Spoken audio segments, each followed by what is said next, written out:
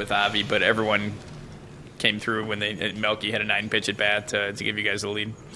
Yeah, I mean it was a nice one. I think Austin started that one off with a base hit, and Jimmy got one inside the line. I think you can butt him over right there, but I think with that shift and everything, he really used the left side of the field and set that inning up. But everybody just seemed to have a really good at bat that inning, and Avi capped it off with a nice at bat too. Melky's was a big one. Just continue to foul pitches off. It's nice to come back. I mean, it's a little deflating. We got Saylor going, and they hit some pretty hard. I mean, it was a tough day to hit.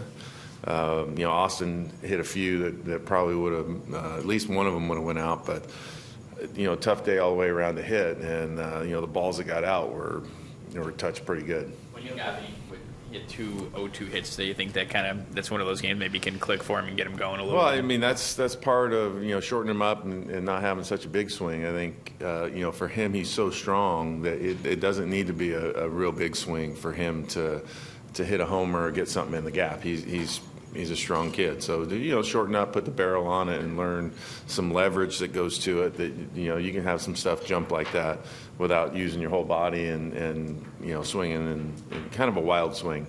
When you do a 6-pitch at bats, 9-pitch at bats against a reliever, how can that benefit a guy like Avi who comes up in that situation? Well, you're seeing a lot of pitches that he has that day. What he's comfortable throwing, what he's not comfortable throwing. Where they're locating, where they're pitching certain guys. So. I think for him it was just more of just being able to witness it, and you're sitting there watching it, and you're seeing it out of his hand a little bit more. Robin, you rarely hit games like that last year when you were down late and put up a crooked number. You kind of sense this from spring training on that this could be that type of club? Yeah, we had a little bit of it in Oakland too. I mean, you get down in there, it's a little more veteran lineup that doesn't overreact to either being down or giving up a lead. They continue to grind through it, and I think that's it's not a comfort level, but I think there's not a panic in it either that you're able to come back. What kind of flexibility does Matt provide you in the bullpen down there with what he's done since he's Well, when he came with us last year, he started out basically kind of a long guy, everything, but he's really turned into a guy you count on for tough outs and innings and things like that. So, health-wise, he's made his way back to where he's got a little more velocity to it this year than he did last year. But spins it. Can come in tough situations, get an out, but he can do multiple innings too, which is really valuable too. Did you see the 2 pitches they hit for homers?